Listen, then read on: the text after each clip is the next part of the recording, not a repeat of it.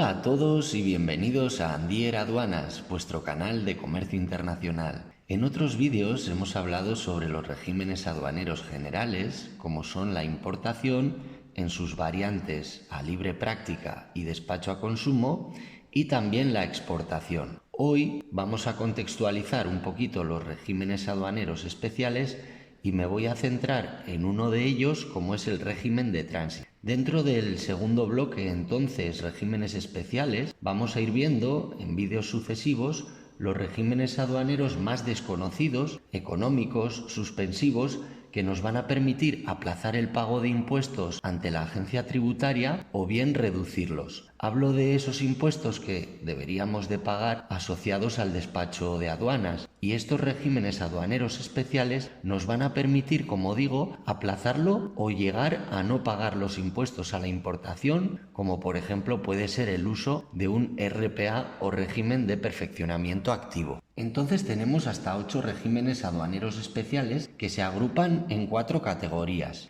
En primer lugar están los tránsitos, tenemos el externo y el interno, que son los que vamos a trabajar en la sesión de hoy. Tenemos después el depósito, y eso se puede articular de dos maneras, con un depósito aduanero o bien incluyendo e introduciendo la mercancía en una zona franca, que hay poquitos sitios en España en los que exista una zona franca, como son Barcelona, Vigo, Sevilla, Cádiz o Las Palmas de Gran Canaria. En tercer lugar tenemos los destinos especiales, como por un lado la importación temporal y por otro lado el destino final. Este último es un régimen especial muy peculiar, muy poco conocido, porque de hecho solamente se pueden beneficiar de él las mercancías para las que ya en el TARIF, es decir, en el código arancelario del producto en cuestión, viene determinado o establecido a través de un reglamento de la Unión Europea que tienen una posibilidad de destino final. Pero esto lo veremos en un vídeo específico donde explicaré el procedimiento paso a paso. Y por último y en cuarto lugar, dentro de los regímenes especiales, tendríamos los perfeccionamientos, que se dividen en activo, cuando este perfeccionamiento se lleva a cabo dentro de la Unión Europea, y pasivo, en el caso de que el perfeccionamiento se ejecute en países ajenos al TAU o territorio aduanero de la Unión. Estos son procedimientos que nos van a brindar una mayor eficiencia en costes, sobre todo a la hora de producir y exportar. Ahora me voy a centrar en explicar el régimen de tránsito, que es el que nos toca en el vídeo de hoy. El régimen de tránsito, como su nombre indica, permite transitar, transportar o permite que una mercancía pueda atravesar territorios aduaneros diferentes sin ser gravada por ello con derechos arancelarios. Esto es así porque son territorios de paso y entonces simplemente se transita por allí, pero el destino de las mercancías realmente no es ese país, sino que por cuestiones logísticas y de costes atravesamos una serie de países hasta que llegamos a aquel en el que se encuentra nuestro cliente. Este régimen, al igual que el resto de regímenes que os he comentado en la introducción, tiene una traslación a nivel internacional, es decir, están extendidos internacionalmente y en los diferentes ordenamientos jurídicos aduaneros de otros países existen figuras parecidas. Quizá cambie el nombre, pero en esencia vienen a representar lo mismo. Por ejemplo, quizá en vez de tránsito en otro país se denomina transporte aduanero o transporte bajo control en aduana, pero habrá una figura muy parecida en la parte general, pero puede que diferente en lo específico. ¿Por qué? Porque puede haber unas limitaciones, por ejemplo, en el régimen de depósito, que en otro vídeo os voy a comentar. Aquí en la Unión Europea no tenemos un límite de tiempo, pero por ejemplo en Sudamérica hay bastantes países que sí limitan el tiempo en el que una mercancía puede estar en régimen de depósito. Pero bueno, en grandes rasgos, que sepáis, por si hacéis operaciones internacionales con delegaciones en otros países, etcétera, que esta figura que estamos comentando aquí también está en la normativa brasileña o canadiense, normativa turca, china, japonesa, etcétera, etcétera. Volviendo al tema del tránsito, este es un régimen que nos permite entonces que una mercancía atraviese un territorio aduanero simplemente a efectos de transporte, porque no es el definitivo, no es un lugar donde se vaya a consumir esa mercancía.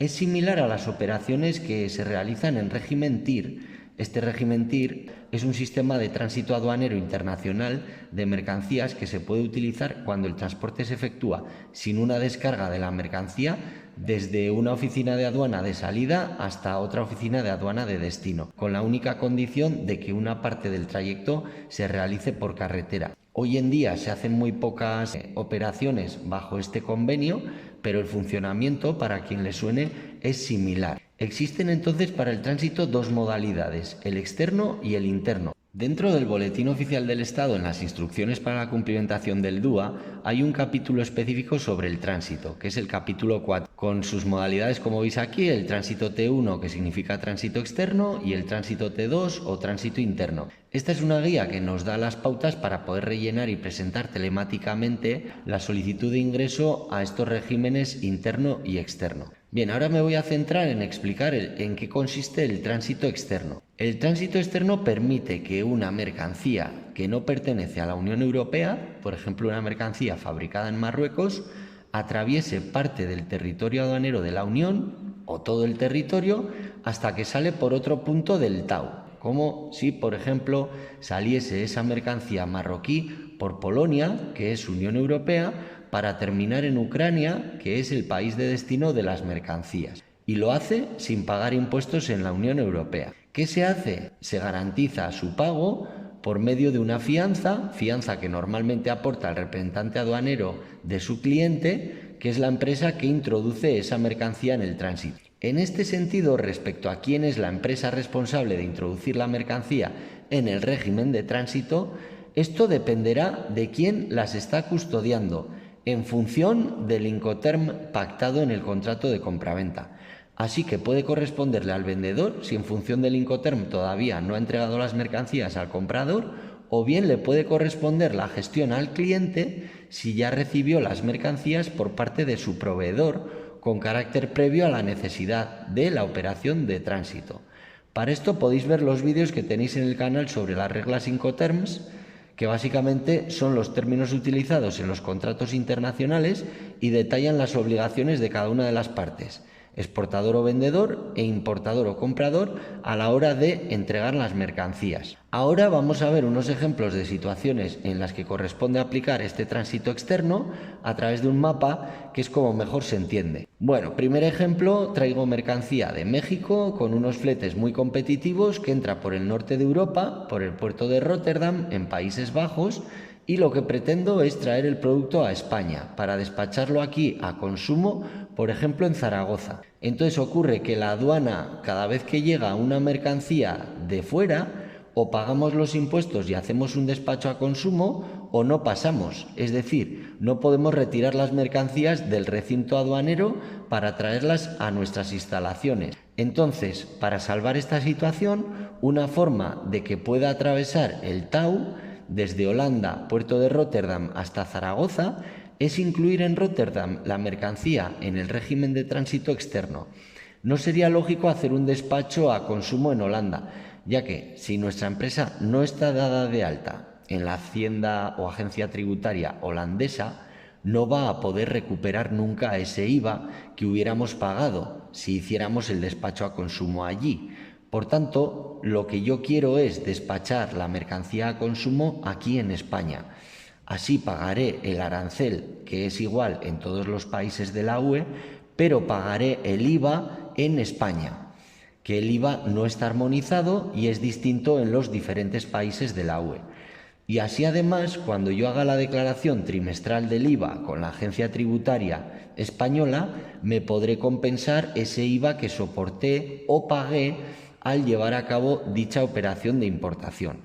Por tanto, como veis, con este sistema puedo conseguir que la mercancía entre por una aduana de la UE en función de cuestiones logísticas como la naviera contratada, el itinerario y las paradas que hace el buque en el viaje de mi mercancía, etcétera, etcétera, pero realmente puedo despachar de importación en otra aduana diferente, como por ejemplo una aduana en mi país con la que tengo ya una relación de proximidad, de confianza y que al final es donde además procede a abonar los impuestos indirectos. Entonces, ¿cómo hago yo para que el sistema aduanero europeo se fíe de esto? En Rotterdam introduzco la mercancía en el régimen de tránsito externo, desde allí viaja hasta la aduana de Zaragoza, que se especificará dentro del DUA de tránsito. Se indica siempre la aduana esperada, el plazo, etc. Y cuando llega a Zaragoza se hace un despacho a consumo. Otro posible ejemplo, pues una mercancía de Serbia que tiene su cliente final en Turquía y para poder llegar hasta allí debe atravesar Bulgaria y una pequeña parte de Grecia. Más una mercancía de Suiza que quiere embarcar por Dinamarca con dirección al Reino Unido y para ello tiene que atravesar una parte del territorio aduanero de la Unión, pero lo hace simplemente de paso, no quiere consumirse, no se va a comercializar en la Unión Europea. Se introducen entonces las mercancías con un DUA de tránsito externo, se deposita en Alemania la garantía, en Dinamarca se cancela y termina el régimen, se cancela la garantía, la mercancía abandona el TAU o territorio de la Unión con destino a Reino Unido. Último caso para ir pasando al tránsito interno. Entra mercancía por el puerto de Bilbao, que se va con destino a Bayona, Francia, o intercambios entre Suiza y Ucrania, o entre Noruega y Rusia, etc. Supongo que ya se habrá cogido la idea, es mercancía externa a la Unión Europea que tiene que atravesar una parte del CAU desde un punto hasta otro en el que vuelve a salir. Supongo que ya se ha cogido la idea, es mercancía externa a la Unión Europea que tiene que atravesar una parte del TAU desde un punto hasta otro en el que vuelve a salir.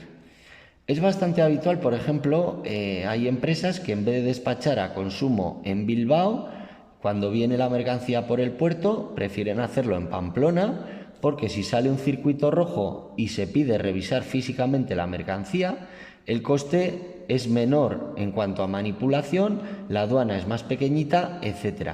Entonces se introduce en Bilbao la mercancía en tránsito, baja hasta Pamplona y aquí se despacha a consumo. Bueno, ahora vamos a ver el opuesto, el régimen de tránsito interno.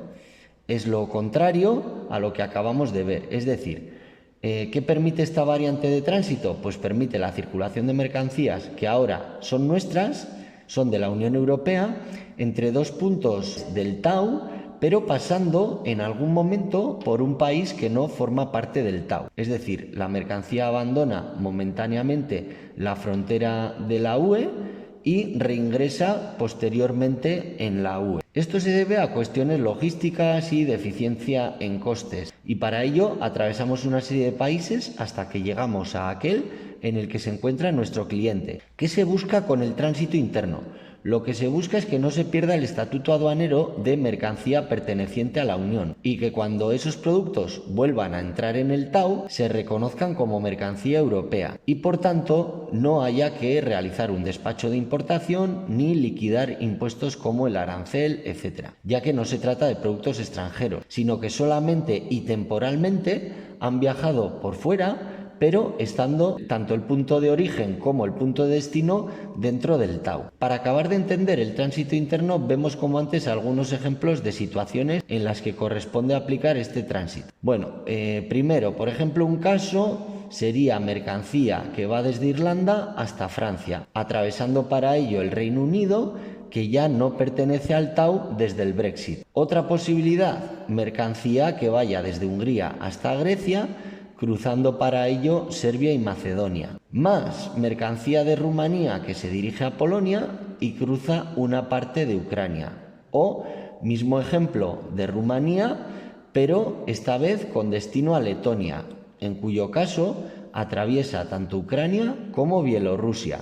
Último, mercancía de Austria que va hacia Francia, atravesando Suiza. Bueno, entonces, para atravesar un tercer país y luego reconocerse como europea, se aplicaría el régimen de tránsito interno. Esto ha sido todo por hoy. Recuerda que puedes comentar los vídeos, hacer like, compartirlos, suscribirte al canal y comentarme cualquier inquietud que tengas para poder editar nuevos vídeos sobre comercio internacional. Me podéis escribir a andier.aduanas@gmail.com. Gracias como siempre por estar ahí y nos vemos en el próximo vídeo.